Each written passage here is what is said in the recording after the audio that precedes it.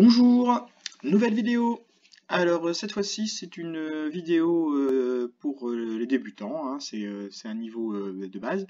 C'est pas technique, c'est juste une explication sur l'impression 3D en règle générale, hein, ce que c'est, à quoi ça sert et comment on fait. Alors comment on fait, bien sûr, on va pas aller euh, faire des impressions poussées avec des éléments compliqués. Non, non, c'est juste le principe. Voilà. Donc ça permet de découvrir, que vous ayez ou que vous n'ayez pas d'imprimante 3D, le principe général. Je dirais même c'est surtout pour ceux qui n'ont pas d'imprimante 3D, qui puissent voir un peu à quoi ça sert et comment on fait. Voilà, alors ça c'est une présentation que j'avais fait à Ordilers un jeudi de l'année dernière. Donc c'est toujours d'actualité, donc on y va. Alors, qu'est-ce qu'il y connaît à Ikender? C'est-à-dire, qu'est-ce que moi j'y connais pour vous faire cette présentation? J'y connais pas grand-chose, c'est pas du tout mon domaine professionnel ou autre, hein. Je possède deux imprimantes 3D Grand Public. Bon, en fait, maintenant j'en possède même trois, le PowerPoint n'est pas à jour. J'ai déjà imprimé pas mal de fichiers depuis plusieurs années. Ça doit faire 5 ans, je crois que j'en fais. Et j'ai déjà conçu plusieurs pièces sur mesure, soit pour réparer et remplacer des pièces manquantes, soit des pièces de zéro pour une utilité nouvelle. Et puis, c'est déjà pas mal pour cette présentation. Je pense que ça va suffire pour vous expliquer ça. Donc, l'impression 3D, c'est une techno qui a pour but de réaliser des objets par une machine à partir d'un stock de matières premières. Voilà. Les usages sont multiples. On va voir son intérêt dans la recherche, dans la conception, dans la production industrielle et bien sûr, pour le particulier, qu'est-ce qu'on fait chez nous avec ça. Et enfin, on verra aussi pourquoi parfois on appelle cette technologie la quatrième révolution industrielle, même si cette appellation est devenue de plus en plus rare. Alors voilà le sommaire de ce qu'on va voir, hein, ce que c'est, les principes, les imprimantes, pourquoi, au niveau professionnel et au niveau à la maison, et comment, c'est-à-dire comment on utilise et comment on conçoit. Alors, d'abord une petite impression de démonstration que je ne veux pas vous faire, hein, c'était sur place qu'on faisait ça, et puis vous pouvez le voir dans mes autres vidéos. Ici c'est simplement, on envoie une de haut, alors là c'est sur ma Neva, Magis, en fait, la Magis de chez Dagoma, c'est vu de haut, hein, vous voyez le principe de fonctionnement, je vais l'expliquer après. Alors, première partie, qu'est-ce que c'est que l'imprimante 3D? Quoi que chez Chat. Il faut voir que dans la fabrication d'objets et autres, il y a plusieurs processus de fabrication. Je ne les ai pas tous listés là, mais en voici quelques-uns. D'abord, la fabrication soustractive, c'est-à-dire qu'on a un élément, une pièce, sur lequel on va retirer de la matière de façon à donner la forme voulue. C'est le cas typique de la sculpture ou de l'usinage. Ensuite, on a le moulage. Donc, effectivement, on prépare un moule de la forme et on va venir couler un élément dans un certain état liquide et le faire durcir ensuite. La déformation, la poterie, effectivement, on a une matière mais qui est molle et on va la déformer pour lui faire prendre la forme que l'on veut.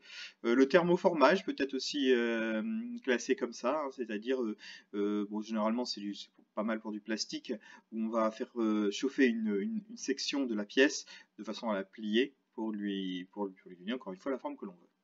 Après, il y a le plus classique, c'est l'assemblage, comme clouer, visser, coller, ou tisser. Tisser, ça reste de l'assemblage de différents éléments, etc. Parce qu'il y a encore beaucoup de cas. En impression 3D, on fait de la fabrication additive. C'est-à-dire qu'on va ajouter successivement de la matière pour obtenir la forme désirée. C'est un peu l'inverse de la sculpture. Alors la sculpture, je parle bien de la sculpture où on retire de la matière, hein, pas celle où on va venir mettre de la glaise au fur et à mesure et changer la forme de la sculpture. Pour faire ça, ce qu'on va faire, c'est qu'on va prendre un objet, on va le découper dans le sens vertical, en couches, et on va venir ajouter les couches une par une. Quelles sont les matières premières qui sont utilisées? En fait, on peut imprimer pas mal de matières premières aujourd'hui. On est capable d'imprimer du métal, du béton, des cellules souches, oui, humaines ou pas, de la viande. Et en fait, je ne connais pas la liste complète, mais on peut pratiquement tout imprimer en fait. Et les matériaux utilisés, alors ça va être le PLA, qui est un plastique à base d'amidon, ce qui n'est pas écologique pour autant, hein, malgré ce qu'on entend. Je ferai peut-être une vidéo un jour exprès là-dessus. L'ABS, qui est un autre plastique, mais cette fois issu de l'industrie pétrochimique. PVA, HIPS, polyamide, alumide, résine. Ça on peut le trouver aussi chez le particulier, cire et céramique.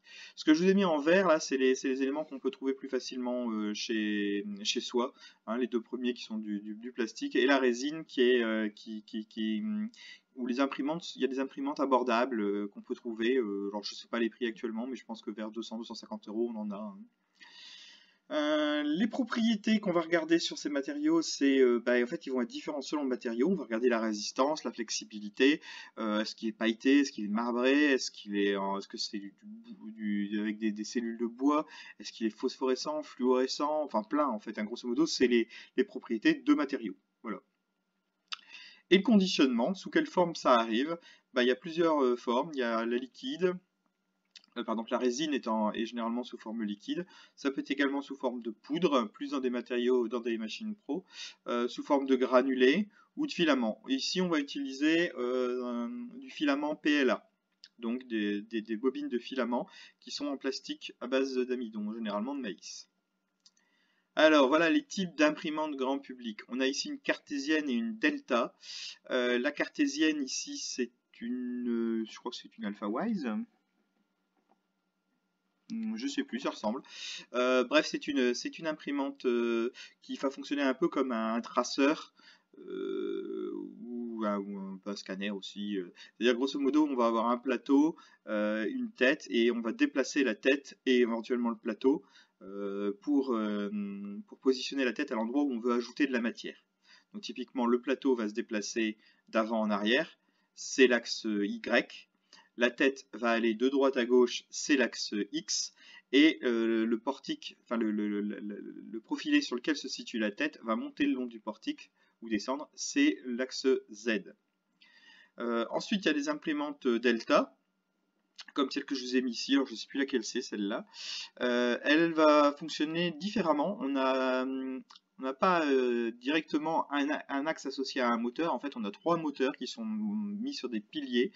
Et en fait, ils vont pas être forcément tous à la même hauteur. Là, sur la photo, ils sont tous à la même hauteur. Mais vous imaginez que s'il y en a un qui est plus haut que les autres, ça va tirer la tête de son côté. Donc effectivement, on va pouvoir aller sur les axes X, Y, Z en manipulant indépendamment chacun des trois moteurs. Alors, quelques exemples de marques pour le grand public. XYZ Printing, c'est une marque chinoise avec la DaVinci. Dagoma, c'est une marque française, roubaisienne pour être précis, avec la Disco et la Neva. Creality, une marque chinoise très connue qui est un peu ce qu'on suit, hein. Les autres imprimantes chinoises qui sortent souvent suivent celle de Creality, avec la CR10 qui existe en plein de versions, CR10, alors V1, V2, je crois qu'il y en a V3 maintenant, en Pro, en S, il y en a plein de différents. La NDR3 également qui est très connue, c'est la taille qui change, on la trouve très facilement, la NDR3 en magasin, donc je crois qu'on la trouve à 200 €. C'est pour commencer, c'est une bonne imprimante, hein. L'Alphawise, qui est donc la U20 et la U30, c'est une copie de la Creality CR10 et de l'Ender3, il n'y a pas de surprise. Gitech aussi qui est très connu, ou Gitech, je ne sais jamais comment on dit, avec la Prusa i3 qu'on trouve assez fréquemment aussi.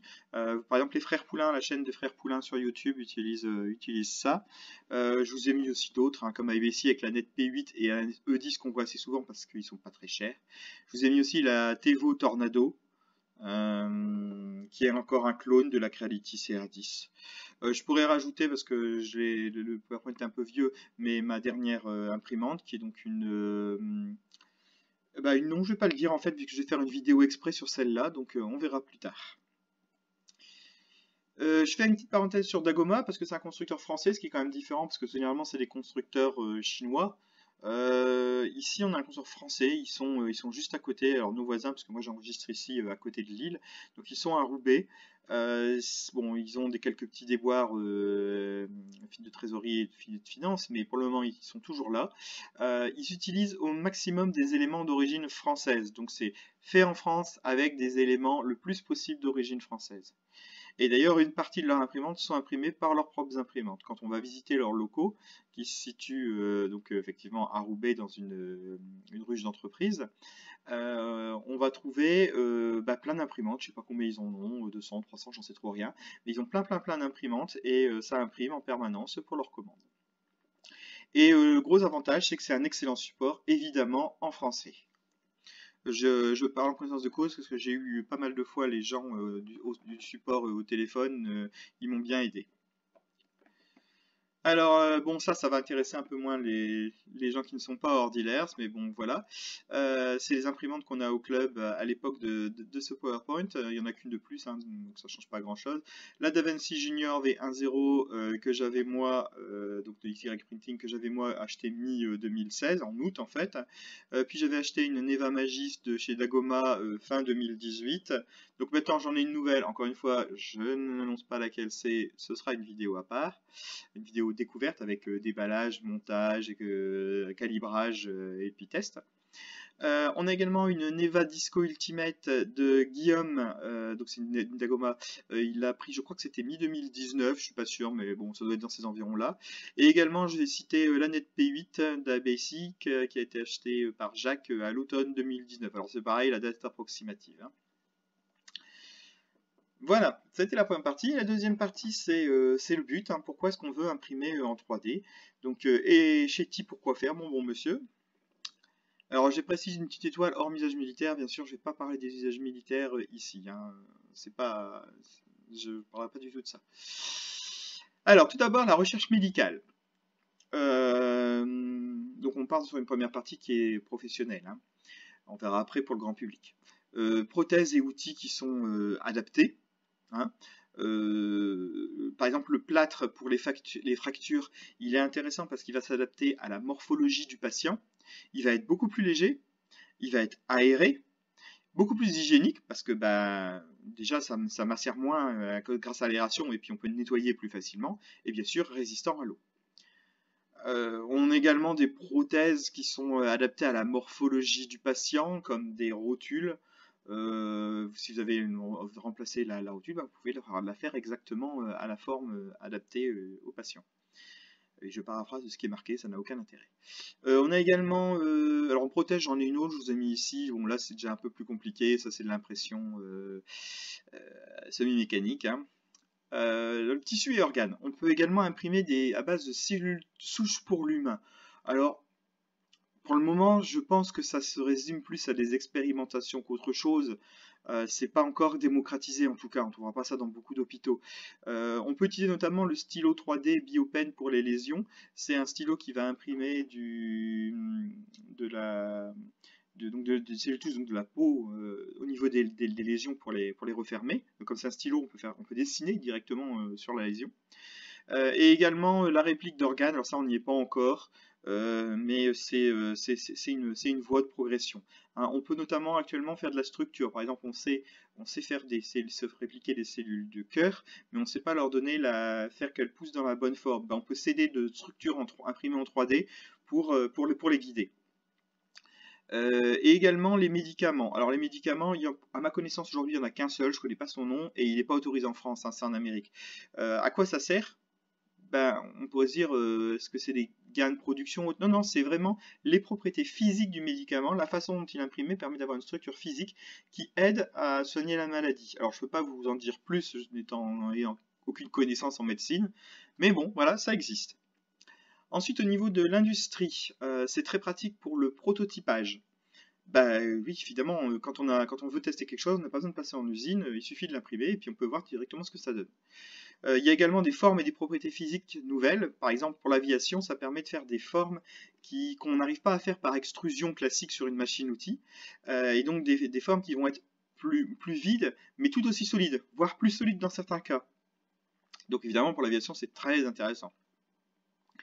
Ensuite, la vitesse de réalisation et l'emplacement. Alors, qu'est-ce que je veux dire par là? C'est les maisons, par exemple, dont on compte utiliser ce principe-là. Enfin, c'est un des projets pour si un jour on va sur Mars. Alors, je vous ai mis une petite vidéo là qui vient de je ne sais pas trop où, hein, 3D Painted House. c'est un exemple, voilà, vous voyez effectivement l'imprimante, c'est une imprimante qui imprime du béton et qui va venir faire la maison complète. Alors, j'aurais peut-être dû couper le son, pas grave.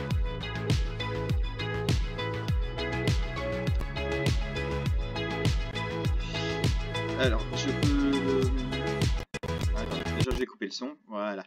Donc, nouvelle possibilité artistique, par exemple des formes, des sons, de la mode. Je vous ai mis des exemples ici, il y a une forme un peu particulière d'un artiste qui a fait ça en 3D. D'ailleurs, on peut faire de la sculpture en 3D. On verra ça aussi dans une autre vidéo, hein. Je ferai une présentation de ça, j'en ai fait une samedi dernier au club, très rapide. Ou alors vous pouvez aller voir les chaînes, hein. Vous allez voir Polyworkshop, par exemple la chaîne de Polyworkshop où il fait énormément ça à l'aide de ZBrush. Ici, ensuite je vous ai mis ici un instrument de musique qui a une forme différente, donc forcément un son différent. Également ici une robe qui a été réalisée avec l'impression 3D. C'est pas du textile imprimé, hein, attention.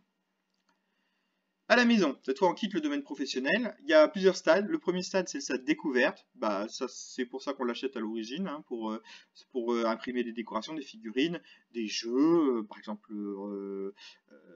je sais pas, moi, des petits jeux, quoi, hein, des casse-têtes ou autres. Des outils également. On peut par exemple imprimer, je sais pas, des embouts d'aspirateur. Par exemple, ça peut être intéressant. Voilà.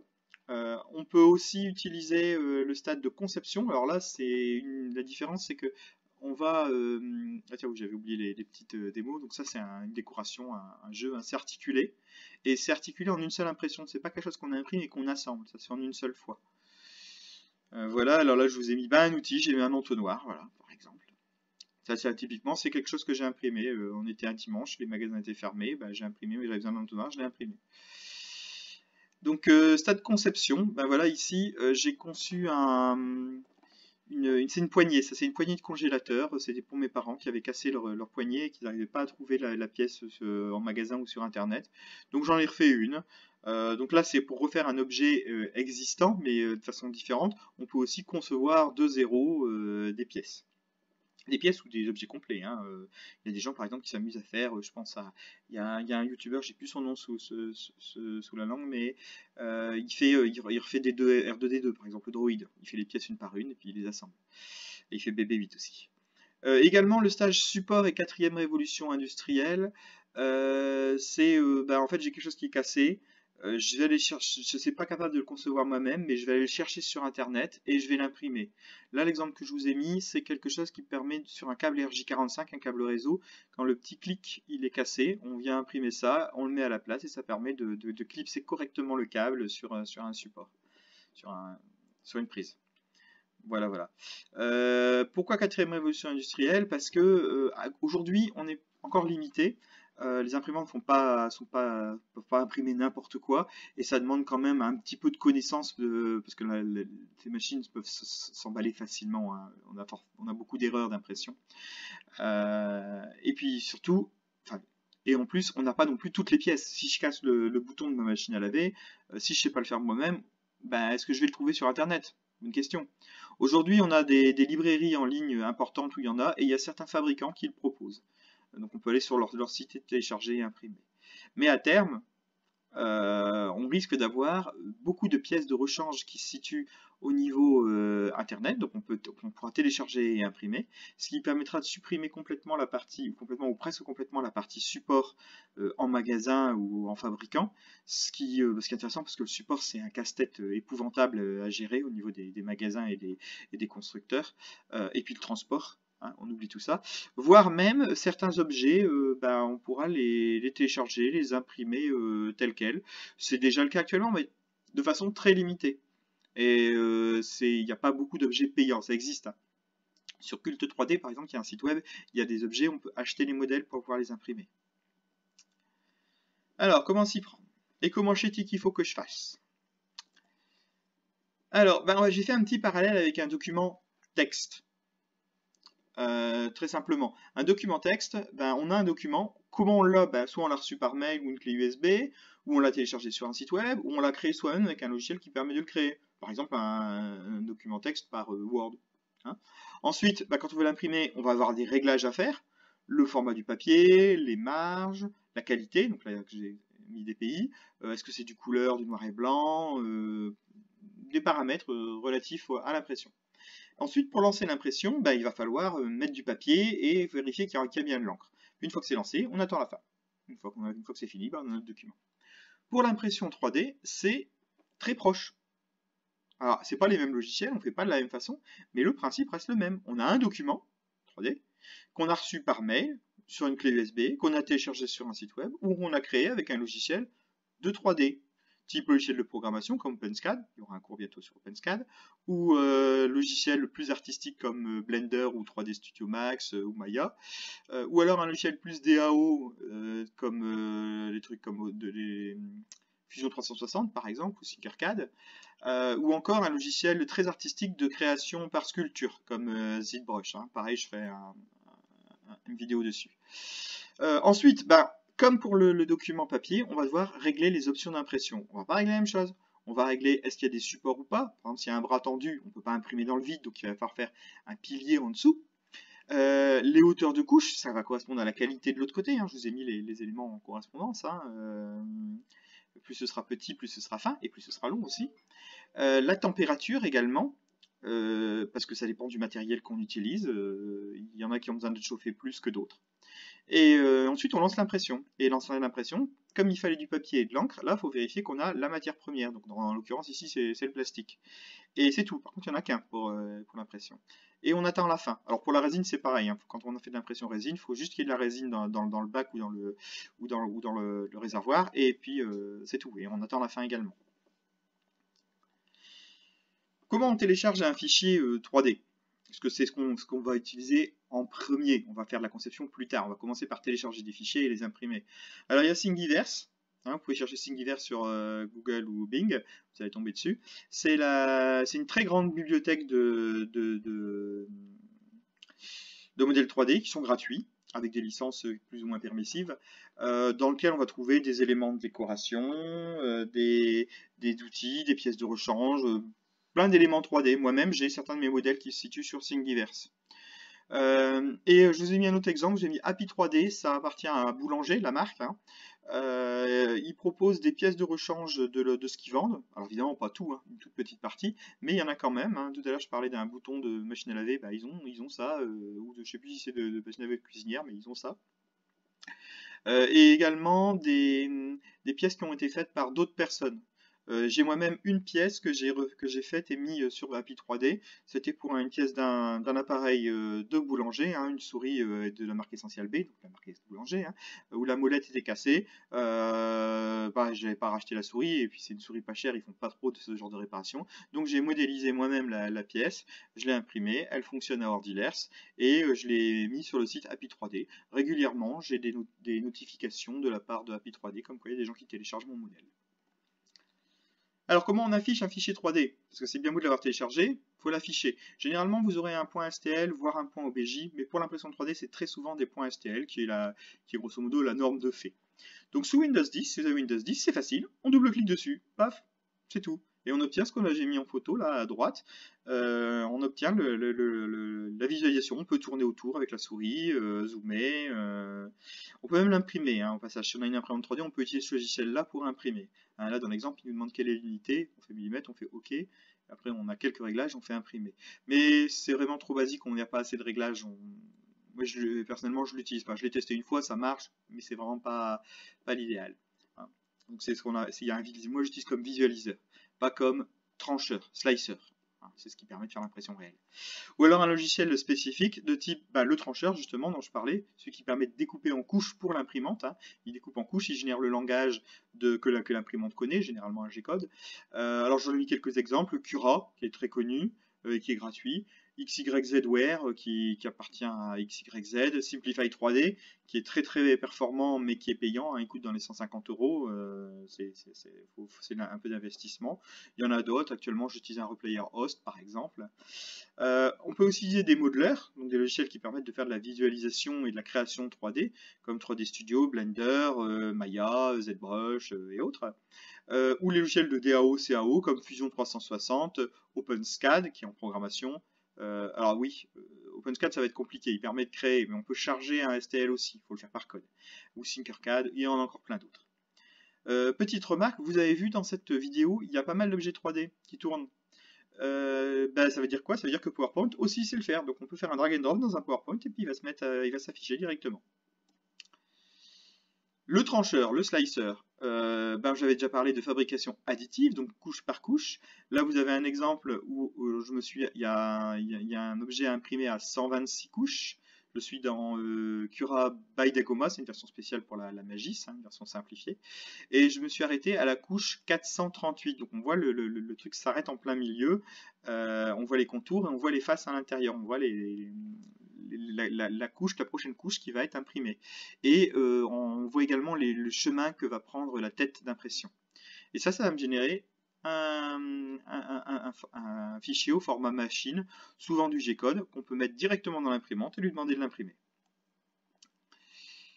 L'option d'impression, j'en ai déjà parlé tout à l'heure. Je peux reciter, on va régler, il y en a plein, il y en a des centaines de réglages. Mais souvent on règle la température, est-ce que c'est plus ou moins rempli, donc plus ou moins lourd mais coûte plus ou moins de plastique, plus ou moins rigide aussi. La qualité, la taille des couches, l'épaisseur. Est-ce qu'il y a des supports, ce que j'avais dit, un bras qui est dans le vide, il ne peut pas s'imprimer dans le vide, il faut qu'il y ait quelque chose en dessous pour le soutenir. Est-ce qu'on met une surface d'aide au plateau pour faciliter l'impression? Cela, c'est ce que vous voyez, et on les a à droite sur Cura by Dacoma. J'ai choisi une température de 200 degrés, c'est pas rempli, c'est en creux. L'impression se fait en 100 microns. Il n'y a pas de support pour impression et j'ai pas demandé d'amélioration de la surface d'impression.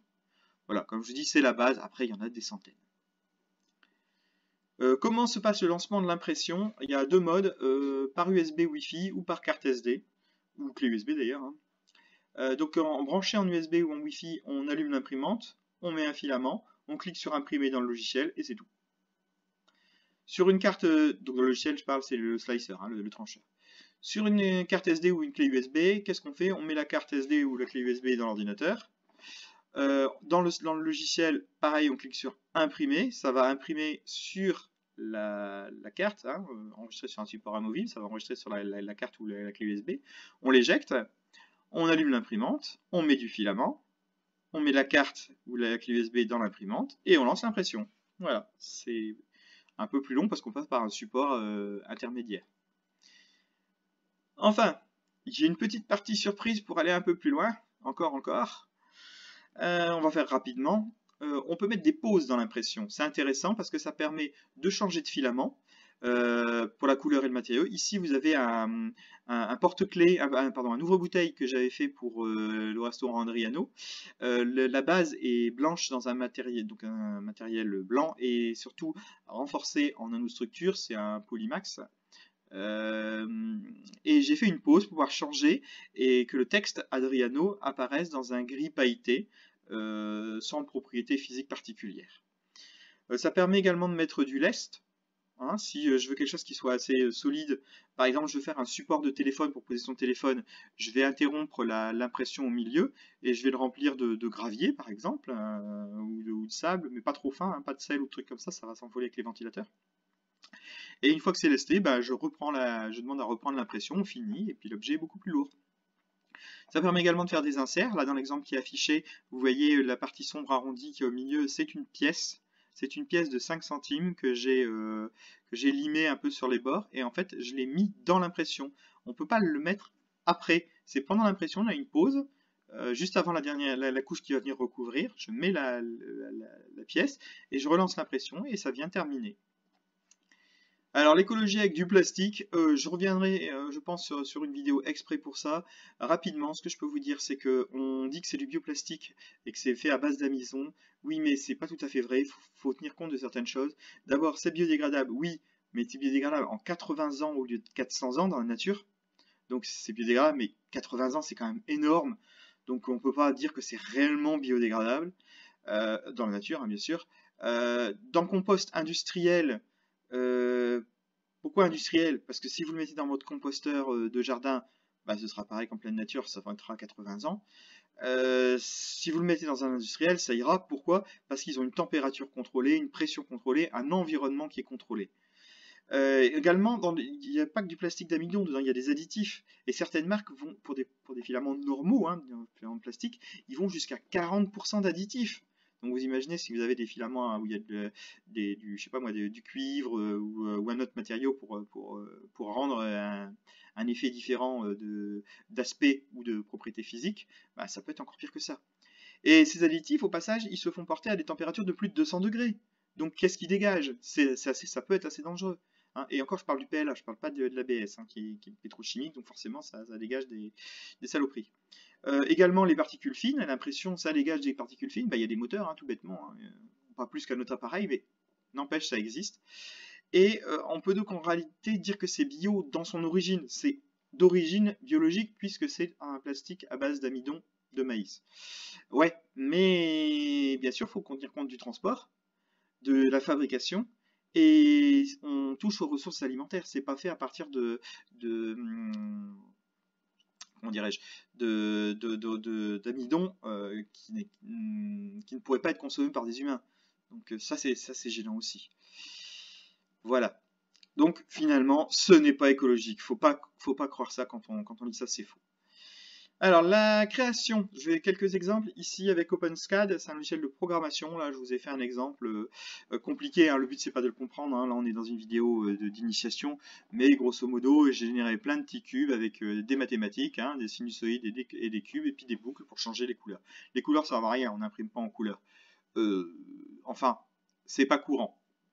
Pareil, ça pourra faire l'occasion d'une vidéo en particulier. Il y a plusieurs technologies d'impression couleur. On peut utiliser plusieurs têtes d'impression avec des couleurs différentes.